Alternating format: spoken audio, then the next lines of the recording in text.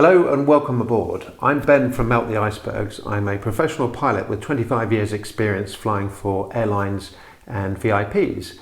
And today I wanted to share my thoughts on how critical it is to have the right amount and the right quality of fuel on board an aircraft if we intend to complete that mission successfully, and of course how that relates directly to us as individuals. So please sit back, relax, and I hope you enjoy.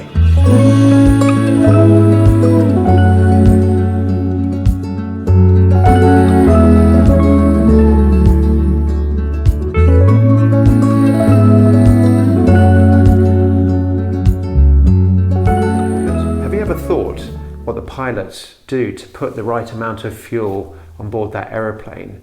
Whether they've just chucked a load of random old dodgy fuel on board, because the chances are if they've done that, then the aeroplane won't even be able to accelerate to a point at which it can take off safely from that runway. And what about if you've been lucky enough to be invited into the cockpit and you're sitting there watching the landing and you suddenly see that panic, that stress in the pilot's eyes when they realise that they probably don't have enough fuel to actually get onto that runway before the engines quit on them. So how do those rather dramatic images actually relate to us as individuals? Well, you wouldn't get on board an aeroplane if you thought there was a negligent captain who hadn't considered all the particular details that need to make that journey safe and comfortable for you. So when you're piloting yourself in your mission through life, through your everyday goals, if you haven't taken the time to eat properly, you've got to consider the effect that that's going to have on your ability to even make it off the runway, to make it through that first part of the day successfully. And the chances are that if you do actually manage to do that, that you're going to be knocked back pretty damn quickly when even the slightest of obstacles get in your way.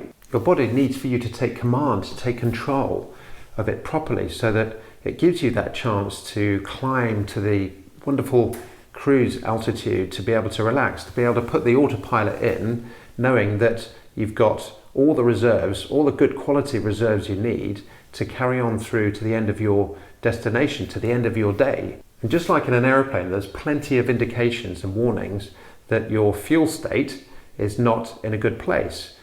Concentration levels drop, irritability with other people, and that's just the start of a potentially long-term collision with yourself, with health problems, disease, heart attack. And the important thing, I think, is to consider how many people are actually on board with you when you're making those decisions to pilot yourself effectively through life. So let me leave you with a thought to take to bed tonight. It's when you're planning your mission for the next day or even for the months ahead, just to think about what your body actually needs for you to do to support it, the carbohydrates, the calories, the fiber, the proteins that you put inside it. Because I think if we start from that base level, then that will absolutely help us develop the ability to build confidence and self-belief, to live those wonderfully adventurous and passionate lifestyles.